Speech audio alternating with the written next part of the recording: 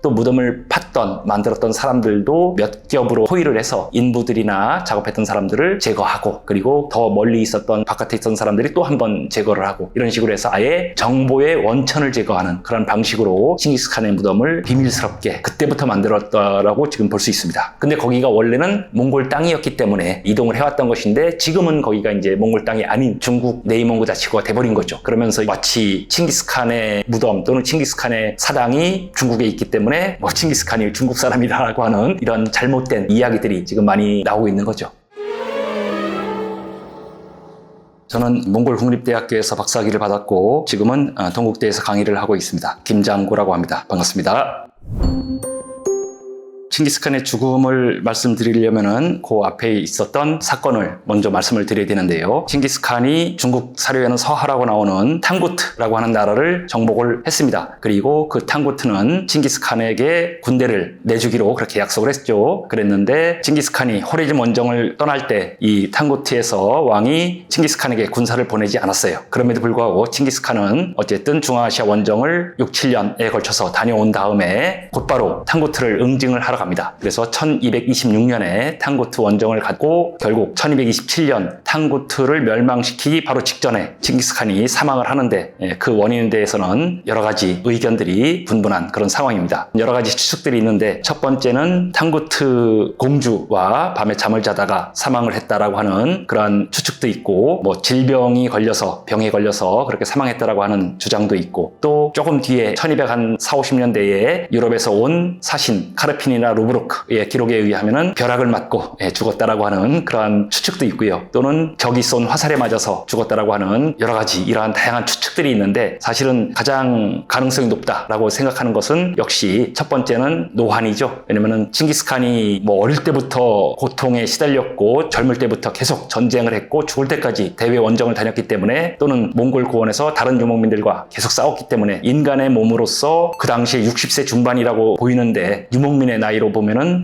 사실은 꽤 많은 나이인 거죠. 정주민으로 환산을 한다면 거의 80이 넘은 그런 노인의 몸이었기 때문에 첫 번째가 노환이고, 그 노환과 함께 말에서 낙마를 합니다. 그래서 이제 탕구트 원정 중에 말에서 낙마를 하고, 그리고 이제 거기에서 결국은 노환과 낙마로 인한 자연사로 보는 것이 현재 몽골 역사학계와 전문적인 연구자들의 가장 근접한 설명이라고 이야기를 할 수 있습니다.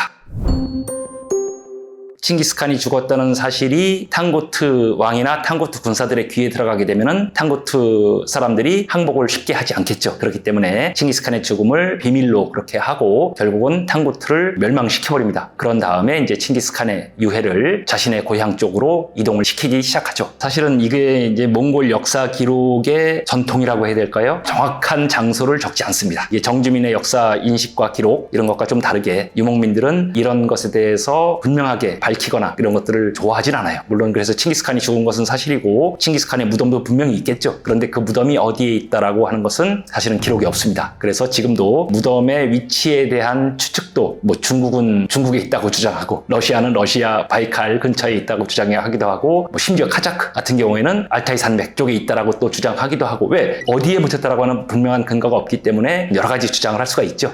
그런데 이거는 몽골인의 입장에서 생각을 해야 됩니다. 또 칭기스칸과 그의 어렸을 때의 생활 반경, 또 몽골 부족의 몽골 부의 전통적인 고향이 어디인가를 생각하면은 사실은 그것은 몽골 동부에 있는 hen티 산맥인 것으로 생각을 하는 것이 가장 객관적일 것으로 생각을 합니다. 사실은 몽골 부가 원래 몽골 초원의 주인이 아니었어요. 원래 몽골 부는 몽골 초원의 동북부 삼림 쪽에 있었던 아주 미약한 부족이었죠. 그런데 삼림 쪽에 있는 부족들은 다른 지역과의 교류, 다른 부족과의 교류 또는 다른 문화를 쉽게 접할 수 없었기 때문에, 또 몽골 초원이 공백 상태가 되면서 이 몽골부가 몽골 초원으로 내려옵니다. 그 내려왔을 때 제일 먼저 몽골부가 정착했던 곳이 지금의 이제 세 강의 수원지, 그래서 토올강 그리고 헤를렌강, 오논강이 갈라져 나가는 그 수원지가 바로 hen티 산맥에 있는데, 그 hen티 산맥 근처가 바로 이 몽골부가 몽골 초원으로 들어오기 바로 직전에 거기에서 세력을 또는 자리를 잡았던 곳입니다. 그래서 여기를 몽골부의 새로운 세력을 형성하기 위한 기지가 되는 거죠. 그래서 여기가 위치가 이제 몽골부 또는 오늘날 몽골 사람들에게도 가장 신성한 지역이 됩니다. 그러면 바로 이 신성한 지역에 데칸에 칭기스칸의 무덤이 있을 것으로 또는 묻었을 것으로 그렇게 생각하는 것이 가장 객관적이죠. 사실은 지금 칭기스칸의 사당은 내몽고 자치구에 있습니다. 호호트라고 하는 그 내몽고 자치구 성도에 사당이 있는데 거기는 칭기스칸의 무덤이 아니고 사실은 칭기스칸의 사당인 거죠. 그런데 그 사당도 사실은 몽골 초원에 있던 것이 내몽골까지 이동을 해온 것이에요. 근데 거기가 원래는 몽골 땅이었기 때문에 이동을 해왔던 것인데 지금은 거기가 이제 몽골 땅이 아닌 중국 내몽고 자치구가 돼버린 거죠. 그러면서 이제 마치 칭기스칸의 무덤 또는 칭기스칸의 사당이 중국에 있기 때문에 뭐 칭기스칸이 중국 사람이라고 하는 이러한 이야기까지도 나오는 이런 잘못된 이야기들이 지금 많이 나오고 있는 거죠. 기련곡에 묻혔다라고 하는 기록은 원사라고 하는 명나라 초에 몽골이 몽골 초원으로 물러난 다음에 주원장이 명나라를 건국을 하죠. 그 명나라에서 아주 급박하게 원나라 역사, 몽골의 역사를 편찬합니다. 그런데 그 원사의 모든 데칸들은 이 기련곡에 묻힌 것으로 그렇게 기록이 돼 있는데 사실은 이 기련곡의 위치가 어디인가를 놓고서도 엄청나게 많은 토론이 또는 논문들이 지금까지 나왔죠. 근데 사실은 이것도 분명하지 않습니다. 가장 그럴듯하고 객관적인 위치는 헨티 산맥 근처 어디인가를 아마 기련곡이라고 그렇게 중국 측에서 기록을 했을 것으로 보입니다.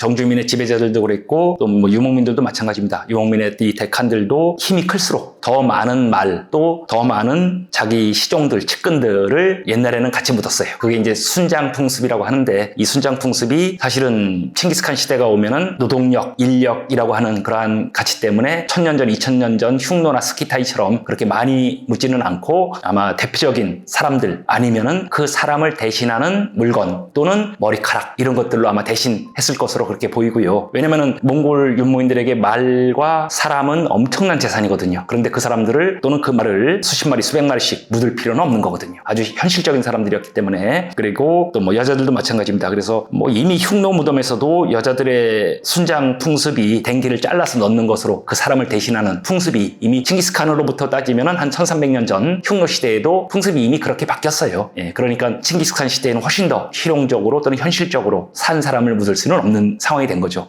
그래서 칭기스칸의 무덤을 발굴할 수도 없고 또 발굴해도 칭기스칸의 이름이나 또는 뭐 칭기스칸을 증명할 만한 그런 것들이 발견될 수가 없습니다. 여러분들이 생각할 때 마치 칭기스칸 같은 경우는 그 정주민의 황제나 왕들보다 더 강력했기 때문에 또는 더 많은 땅을 정복했기 때문에 더 큰 공사를 했을 것이다 라고 미루어 짐작할 뿐이죠. 사실은 유목민들은 인구가 없어요. 그리고 노동력이 적기 때문에 심지어는 몽골 제국이 멸망했는데 거대한 건축물은 하나도 남은 게 없어요. 왜냐면 정주국가들은 건축물을 남김으로써 자신의 이름을 후대에까지 남기려고 하지만 유목민들은 그런 거에 대해서 가치를 두지 않습니다. 그래서 사실은 정주민과의 가치 인식의 차이 이런 것들이 엄청납니다. 제가 몽골에서 유학을 할 때도 관광객들이나 여행객이나 많은 분들이 칭기스칸의 유적이 어디 있느냐 또는 칭기스칸이 그렇게 위대했다면 중국보다 더 큰 건물이 어디 있느냐 아무것도 없어요. 그리고 이것은 사실은 몽골 사람들의 입장에서 거의 신과 같은 존재인 칭기스칸의 무덤을 외부인들이 또는 정주민들이 몽골 땅에 와서 파헤친다라고 하는 것은 용납할 수 없는 그런 상황이었기 때문에 또 칭기스칸이 객관적으로 본다면 몽골인들에게는 엄청난 영웅이지만 주변 사람들에게는 많은 피해를 입혔던 사람이기 때문에 나중에 이제 무덤을 파헤칠 수 있다라고 하는 그러한 두려움 때문에 아마도 기록도 하지 않았고 칭기스칸이라고 하는 증거도 넣지 않았고 그랬다고 저는 생각을 합니다.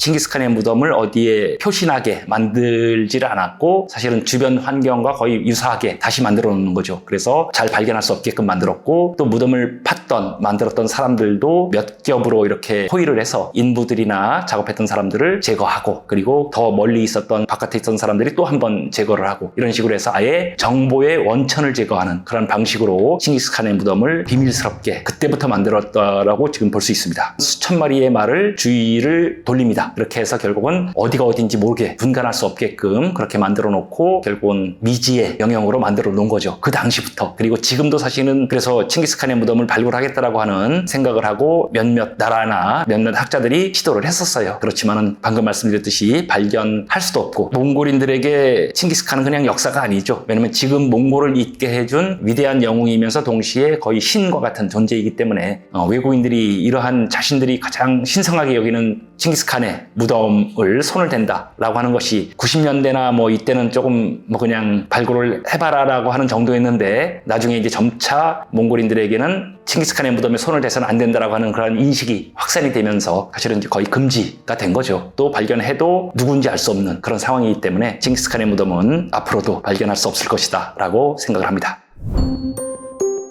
사실은 칭기스칸도 문맹이었을 가능성이 아주 높습니다. 글자를 모르죠. 사실은 유목민들에게는 글을 안다는 것이 그렇게 중요한 일이 아니에요. 초원에서 언제 말 타고 다니면서 종이에 적고 기록하고 하겠어요. 모든 것은 기억하는 거죠. 머릿속에 다 집어넣어서 누가 언제 어떤 말을 했고 어떤 행동을 했고 이런 것들을 다 머릿속에 기억을 하는 거죠. 그래서 기억력이 아주 뛰어납니다. 몽골 비사라고 하는 역사서는 아마도 1240년경에 완성이 됐을 것으로 지금 많은 학자들이 그렇게 이야기를 하고 있는데 그 몽골 비사라고 하는 책이 몽골어로 적혀 있지만은 그 몽골어를 적은 글자는 한자예요. 그래서 한자로 쓰여 있는데 읽으면 몽골어가 되는 거죠. 만약 그것이 옛날 몽골 글자로 기록이 돼 있었다면은 아마 불태워지거나 없어졌을 거예요. 왜 그랬겠어요? 고려 시대에도 엄청나게 많은 몽골 기록이 있었을 거예요. 또 몽골이 중국을 지배하고 있을 때도 엄청나게 많은 몽골 기록이 있었겠죠. 그런데 이것을 우리나라에서는 조선 왕조가 세워지면서 또 중국에서는 명나라가 세워지면서 몽골어로 된 또는 몽골 관련된 사료들을 깡그리 불태워버립니다. 하나도 없어요. 그런데 아까 말씀드렸듯이 몽골 비사는 몽골 글자가 아니라 한자로 적혀 있었죠. 그리고 이것도 사실은 어떻게 전해져 왔는지도 불분명합니다. 19세기 말에 돼서야 우연히 발견이 돼요. 그럼으로써 이제 19세기 말부터 이 몽골 비사를 몽골어로 복원, 환원하는 그런 작업을 했었고 물론 읽으면 바로 몽골어가 돼요. 그런데 그 정확한 몽골어로 환원을 했고 그래서 그동안에는 중국 기록에 의존했던 몽골 역사 연구와 이런 것들을 몽골 비사를 통해서 훨씬 더 정확하게 알 수가 있고 물론 우구데이 시절까지밖에는 기록이 안 돼 있어요. 몽골 비사 그리고 중국에서 명나라가 쓴 원사 그리고 또 하나가 지금의 이란 옛날에 페르시아 지역에 있었던 몽골 정권에서 남긴 몽골 역사 또는 세계 역사 그것이 이제 집사 이 세 가지 사료가 몽골 제국사 연구에서 가장 중요한 사료가 됩니다.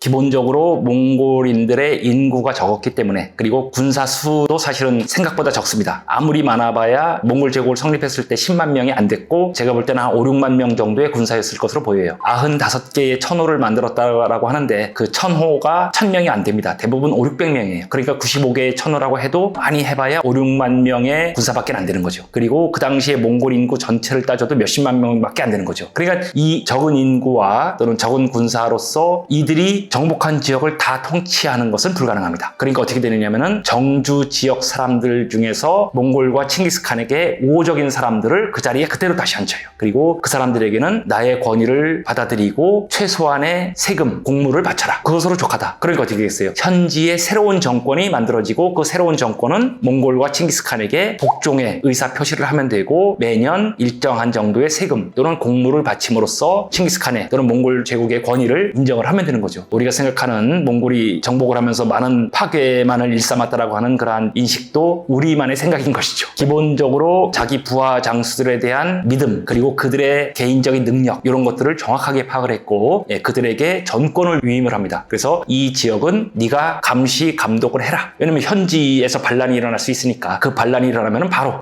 몽골군이 들어가서 제압을 하는 거죠. 따라서 칭기스칸은 자기 부하들과 몽골군에 대한 엄청난 믿음 그리고 그들에 대해서 자신이 정확하게 파악을 하고 적절한 임무를 줌으로써 몽골 제국이 원활하게 운영될 수 있었던 것이고 그리고 이제 정주 국가 또는 정주 지역에 대해서 통치를 할 때도 제 생각으로 본다면 그 당시 칭기스칸의 머릿속에서는 어차피 내 거예요. 그렇기 때문에 죽이거나 파괴하거나 뭐 없앨 필요가 없는 거죠. 그대로 놔두면은 계속 세금이 들어오고 곡물들이 들어오기 때문에 그래서 현지인들에게는 사실은 그렇게 깊숙이 간섭을 할 필요가 없는 거죠. 따라서 현지 장관들 또는 현지의 통치자들을 임명을 함으로써 간접적인 통치를 통해서 정복 지역을 큰 반항이 없이 통치를 할 수 있었던 것이죠. 엄청난 반항을 했던 몇몇 도시들은 정복 과정에서 사라집니다. 예를 들면은 뭐 호리즘 왕국의 니샤프루 또는 뭐 헤라트 이런 도시들이 완전히 파괴가 되는데 사실은 이슬람 기록에는 뭐 100만 명, 200만 명 정도의 인구가 죽었다라고 기록이 나옵니다. 이것도 사실은 말이 안 되는 것이 그 도시에는 그만큼의 인구가 살 수가 없어요. 10,000명에서 20,000명밖에 못 삽니다. 그런데 거기에 몽골인들이 10만 명을 죽였다라고 과장을 합니다. 그러면 또 현지 역사가들이나 이런 사람들이 10만 수천만 명을 죽였다고 떠드는 몽골인들의 말을 듣고 이 사람들의 100만 명을 죽였다라고 또 과장을 해요.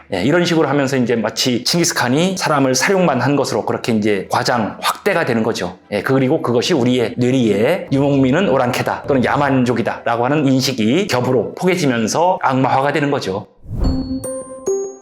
지금까지 세계사에서 유목민에 대한 기록은 거의 모든 것이 부정적인 기록만 남았어요. 왜 그랬겠어요? 기록을 남긴 사람들이 정주민들이에요. 그런데 말을 타고 쳐들어오는 사람은 유목민들이었죠. 그러니까 그 유목민들에 대해서 좋은 기록을 남길 까닭이 없죠. 그러니까 다 부정적으로 기록을 합니다. 그래서 이제 세계사에서 사실은 유목민들이 등장할 때는 항상 부정적인 모습으로 등장을 해요. 예를 들면은 흉노나 또 동유럽에 나타났던 훈족, 그리고 나중에 이제 투르크, 돌궐, 또 우리도 마찬가지죠. 우리도 최근에 나왔던 거란 또는 뭐 여진, 몽골, 만주 등에 대해서 우리가 알고 있는 것은 다 부정적인 것들이에요. 그런데 세계사를 보게 되면은 정주민들도 그만큼 유목민들을 공격했거든요. 그런데 유목민들은 그 기록을 많이 남기지 않았죠. 아주 극히 일부만 남았습니다. 그래서 예를 들면은 중국의 수나라 당나라 또는 특히 당나라가 몽골 초원에 있었던 투르크를 엄청나게 괴롭힙니다. 그래서 그 당나라가 투르크를 괴롭힌 것을 투르크 문자로 기록을 해놔요. 그 투르크 문자로 된 비문이 지금 몽골 초원에 또 많이 남아있어서 정주민들도 유목민을 엄청나게 공격을 하고 죽이고 파괴하고 불태웠다라고 하는 것이 유목민의 기록이 나옵니다. 그 당시 13세기 유럽이라고 하는 것은 세계에 대한 인식도 아주 미약했고 또 몽골에 대해서는 전혀 알지 못했고 그렇기 때문에 몽골인들이 동유럽까지 킵차크 초원까지 쳐들어갔을 때 몽골에 대한 정보가 아무것도 없는 거죠. 그래서 모르면 어떻게 되느냐면은 공포심이 커집니다. 그러니까 어떻게 돼요? 공포심이 커지니까 그 상대에 대해서 자연스럽게 악마화가 이루어지는 거예요. 지금 칭기스칸과 몽골 제국의 역사를 연구할 때 몽골 비사 이외에는 다 몽골의 공격을 받았거나 몽골의 지배를 당했던 나라들에서 남긴 기록이에요. 다 몽골에 대해서 부정적으로밖에 기록을 할 수가 없었죠. 몽골 제국사 연구의 사료로 지금 엄청나게 많이 이용이 되고 있죠. 그래서 우리나라뿐만 아니라 중국, 인도 또는 페르시아, 이란 지방, 그리고 러시아, 심지어 라틴어로 된 그러한 기록도 남아있기 때문에 또는 티베트어로도 몽골에 대한 그런 기록들이 남아있어서 역으로 몽골의 역사를 복원하는데 주변 나라들의 기록들이 중요한 그런 역할을 합니다.